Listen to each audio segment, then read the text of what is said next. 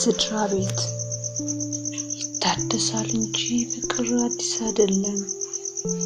ከሰው ልጆች ጋር ይኖራል ዘላለም። ፍቅር የማያውቅ ማንም ፍጡር የለም።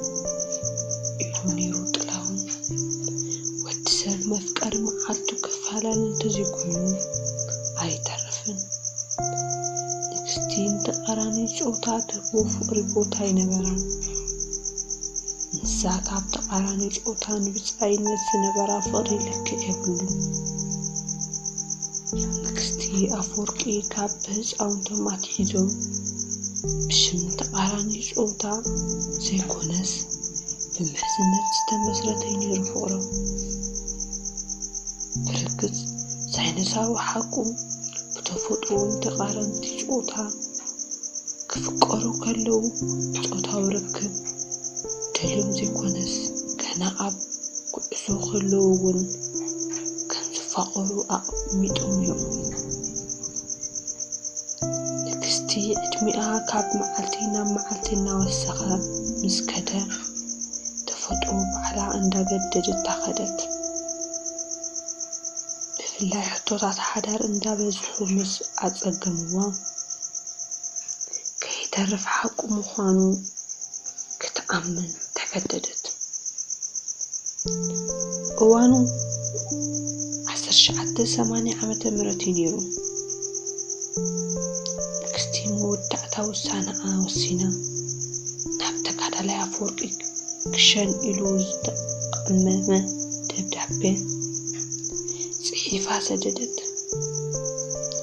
ዝኸበርካ ናተይ ውልቀ ሃብተይ ኩልሻብ ካብ ጎድነይ ዘይትፍለ ንዓይ ተባሂልካ ዝተፈጠርካ ዓይነት ሰላም ደሓን ዶለኻ ፈለማ ወያናይ ሰላምታ ይብፅሓኻ። ኣነ ብዘይናትካ ናፍቆት ሓሳብን ንፀካ ጥዕናይ ብጣዕሚ ፅቡቅ ኣለኹ። ብዘይናትካ ናፍቆት ዋላ ሓደ ፀገም የብለይን እሞ ዝኸበርካ ኣፉምዋይ ኣነ ሎሚ ካብቲ ውቱ ዝፀሕፈልካ ሰላምታ ዝተፈለየ ሰላምታ ስለዘይፅሓፍኩልካ ኣስተውዒልካ በይንኻ ከተንብቦ ክሕብረካ ይፈቱ። አፈወርቂ ኣካላቱ ኩሉ ተበሸ። እንታይ ሓድሽ ነገር ተፈጢሩ ደጋጊሙ ነታ ኣስተውዒልካ በይንኻ አንብቦ ዝተባሃላ ተለላ ደጋጊሙ አንበባ። ቀጸለ አፉምዋይ ናተይ ወርቂ ናተይ ህይወት ረኢኻ ሰሓወይ ብርግጽ ንስኻ ክትብሎ ዝግባእ ክኾን ይኽእል። ግን ኣነ ተበልኩውን ሓጢኣት ይኮነን። ኣነ ንስኻን ካብ ህፃንነትና ብሓባር ዓቢና ብሓባር ዓቢና ጥራሕ እውን ዘይኮነስ ሓደ ኮይና ዓቢና ሓደ ዓይነት ስቃይ እውን ተገሪፍና ነዚ እውን ሓደ ዓይነት ዕላማ ሒዝና ብሓደ ኣብ መሰረት ንርከብ። ስለዚ ድማ ኣነ ንስኻን ኣብ ዝኾነ ሰዓት ክንፋላለ ዘይሕሉ እዩ።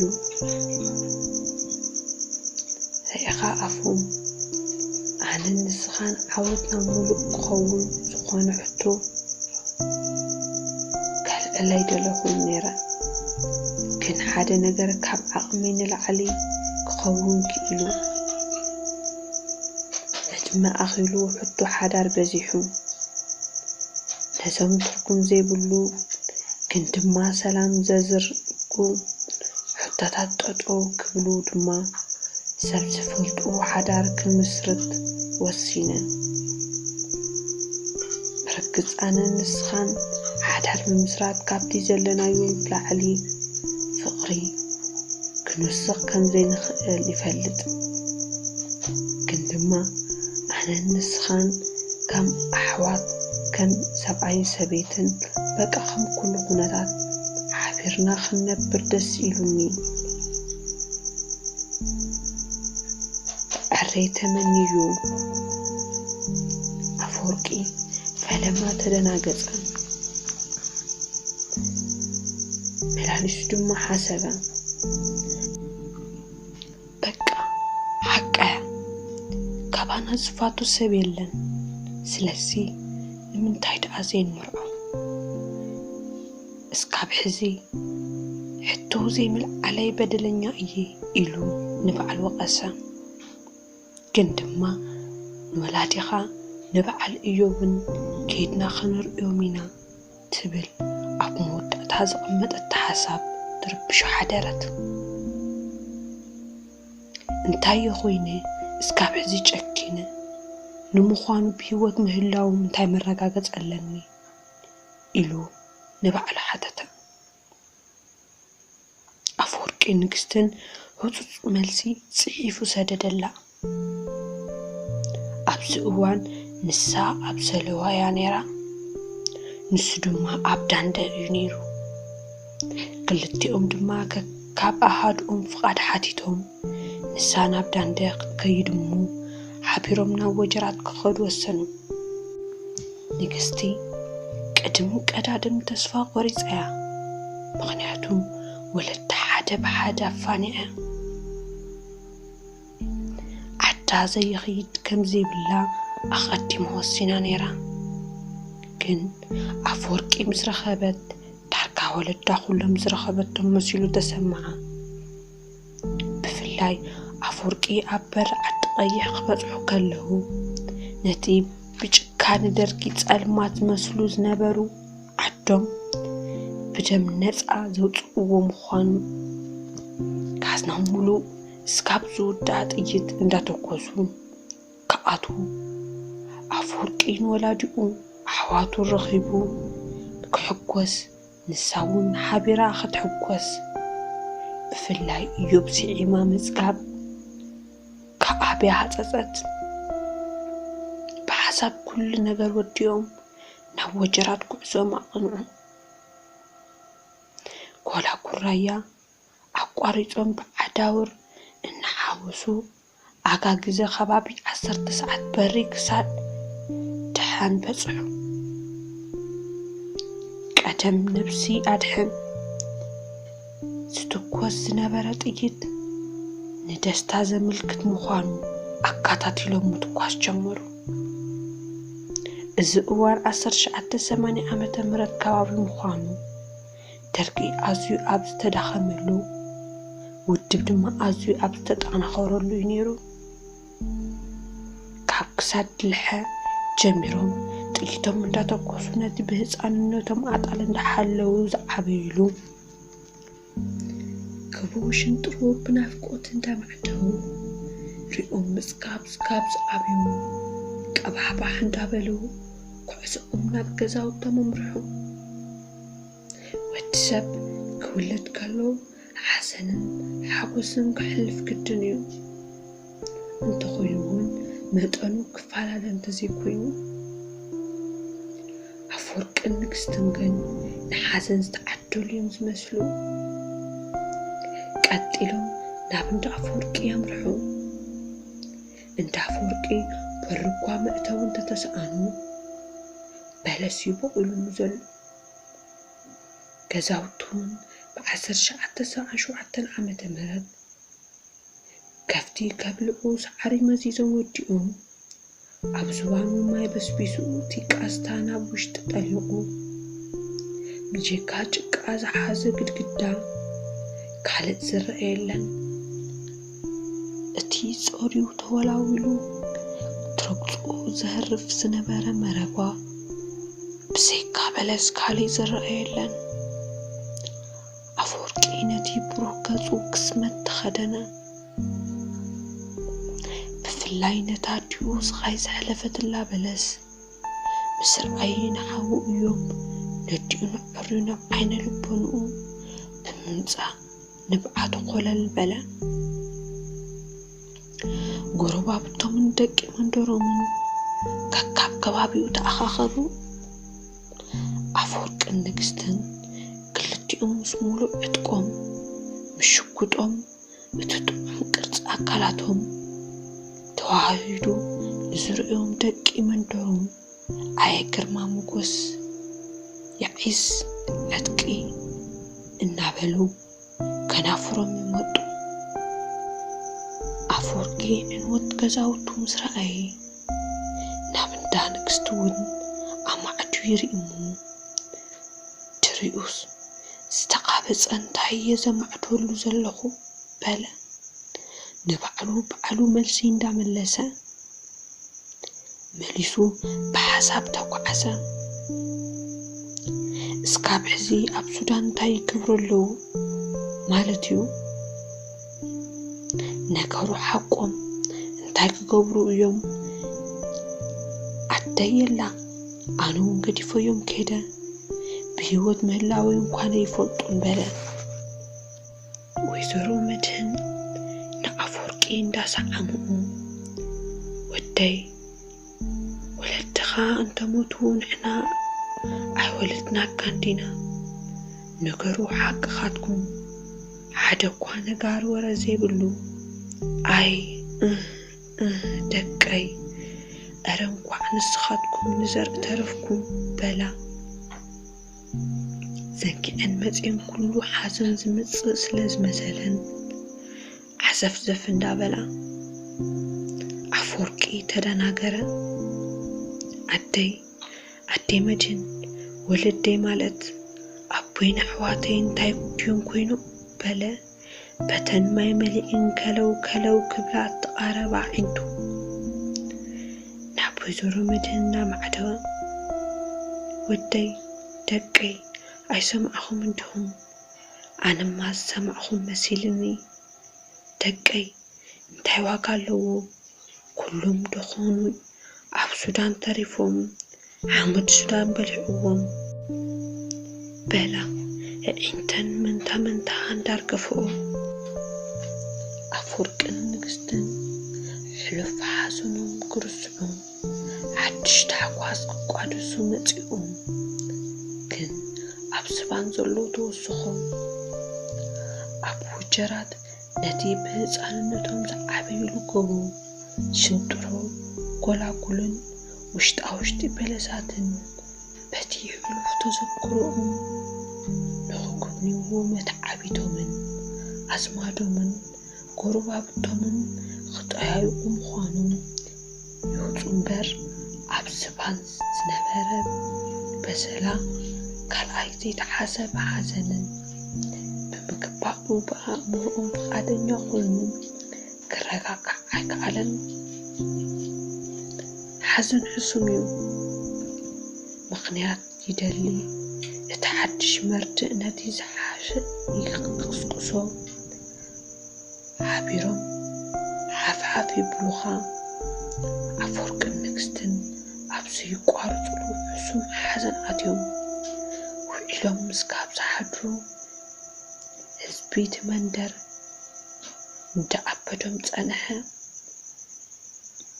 በቃ ኣፎም እዙይ መንደር ይትረፈና፣ ሰብ እውን ስራሕ ነፍታሕ ኣለና ኢና።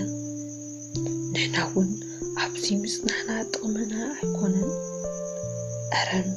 ኣረ ብሱርመን ኣለና ናብ መንደርና ናብ ውድብና በለት። እቲ ወነ ዝፍለዩ ብሩህ ገፃ ኣፈወርቂ ሓሳብ ንግስቲ ከንቅፍ ኣይደለየ። ንኸዕንቅፋት ጥራሕ እውን ከይኮነስ ሓሳብ እውን ተስማዕምዑ።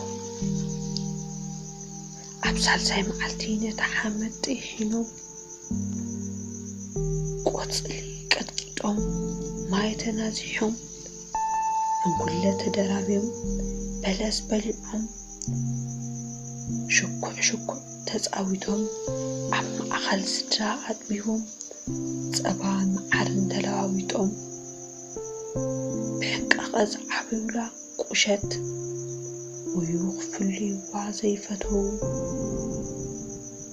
ተፈላለዩ እውን ብናፍቆት ተጨኒቆም ኣብታ እዋን ግን ውሽጦም ናፍቆት ጭንቀትን ቁዝምዝም እንዳበልዎ ነታ ቁሸት ብዓይነት ዝኽፍታ ቅምታን እንዳርኣዩ በቃዛ መንደር ንዓና ይቕረ ትበለና ኣይትመስልን እስካብ ይቕረ ትብለና ኣብ ቅድሚኣ ምጽናሕና ዝጠቅም ኣይመስለንን ኢሎም ነታ ብናፍቆት ዝመጽኡ መንደር ገዲፎማ ተበገሱ። ካብ ወጀራትና መንጋለ እዮም መምሪሖም። ኣጋጣሚ ክልቲኦም ዘለውሉ ሓይልታት ኣብ መጋለ ኣካባቢ ዕረፍቲ ይወስዱ እዮም ነይሮም።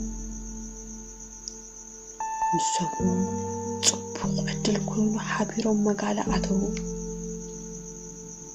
ንግስቲ ነቲ ዝተፈጠረ መሕዘኒ ኩነታት ኣብ ወርቂ ብዝገደደ ስቅያት ኣቢልዋ እዩ።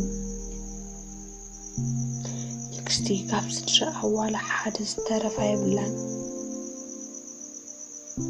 በቃ ደጊማ ዝኾነ መዲኑ ወይ ጓልኑ ወሊዱ ዝህባ ዘየላ ተስፋ ዝቆረፀት እያ።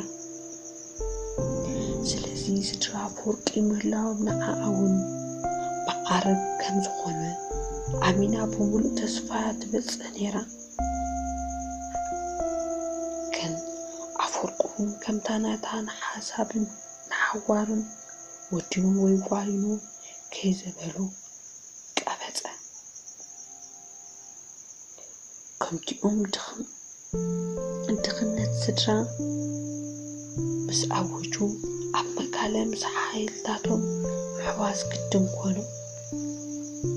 ተሓዊሶም ኣብቲ ዝነበረ መጠናኸሪ ስልጣናታት ሓቢሮም ክስልጥኑ ቐነዩ።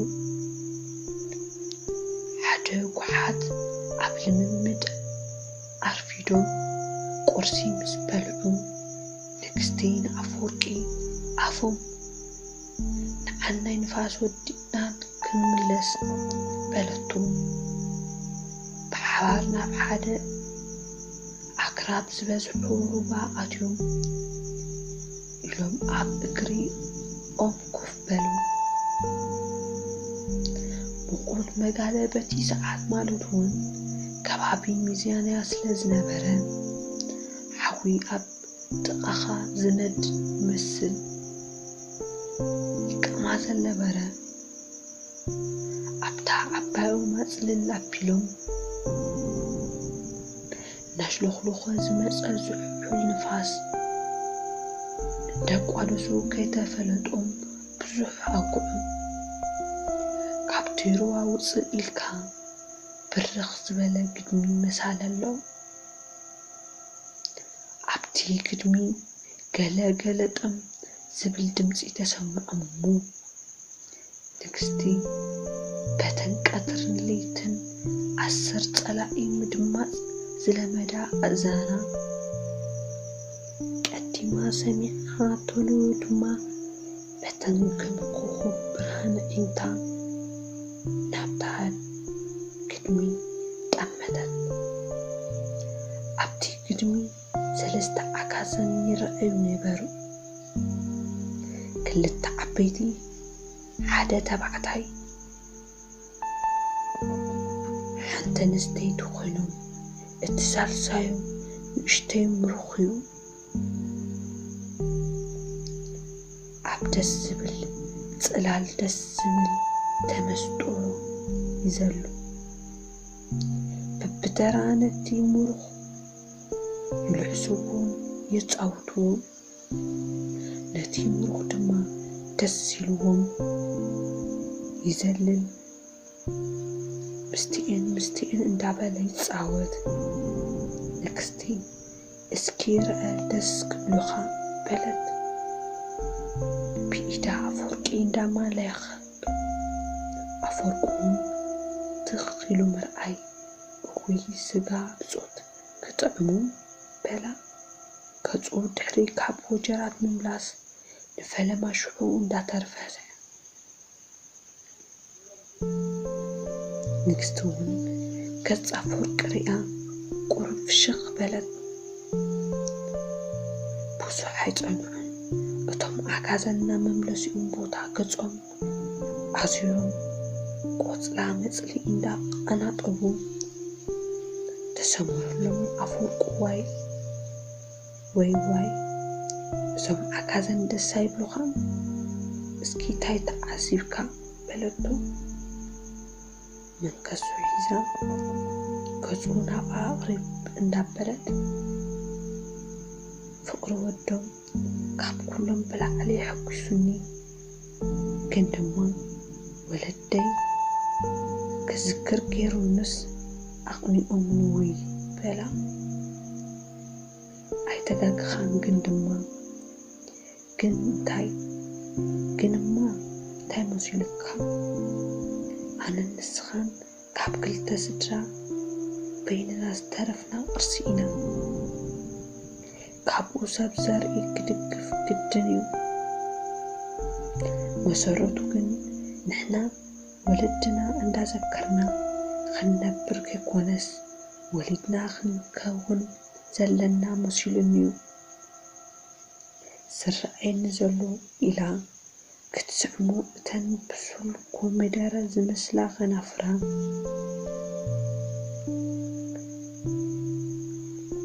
ኣሙጥሙጥ ኣበለተን ኣፈወርቂ ንውስን ደቃይቅ ሓሳብ ወስድ ኣቢልዎ ነይሩ ኮይኑ ግና ብዙሕ ኣይጸንሐን ስሕብ ኣቢሉ ምስቲ ጭራ ፈረስ መሲሉ ዝተሰንተረ ቁተናኣ ናብ ሕቑፉ ኣጸግዕ ኣቢሉ ካብ ከናፍራ ኣብ ኣፍቅሪ ተቋደሰ በታ ሰዓት እቲኣ ክልቲኦም ናብ ካልእ ዓለም ጠሓሉ ኣፈወርቂ ከይተፈለጦ ኣእዳው ናብተን ንዝተኸደነቶ ከናቴራ ኣለን ከውፅኣ ዝመስላ ኣጥዋታ ሃሰስ በለ ንሳ እውን ውኒኣ ከም ድቃስ እንዳበለ ማእከሩ ፅቕጥ እንዳበለት በቲ ሓደ ኢዳ ኣብ ጉተንኡ እንተሓሳሰይት ደጋጊማ ዝዓመቶ ድሕሪ ዝተወሰነ ደቃይቅ ክልቲኦም ብነዊሕ ተንፈሱ ቅንዕ ኢሎም ተረኣዩ መርዓና ኣብ መጋለ ክኸውን ኣለዉ በለት ንግስቲ ኣካላታ ኩሉ ብፍሽኽታ ዝተመልአ ክሳብ ትመስል ፍሽኽ እንዳበለት ብሓሳብ ይስማዕማ በለ ሕጉስ ምዃኑ ዕርዩ ክትርድኦ ምስክርነቱ እንዳሃበ ኣብ ወርሒ ሚያዝያ ክልቲኦም ንሓላፊቶም ኣፍቂዶም ስነ ስርዓት መርዕኦም ኣብ መጋለ ብደመቐ ተኻየደ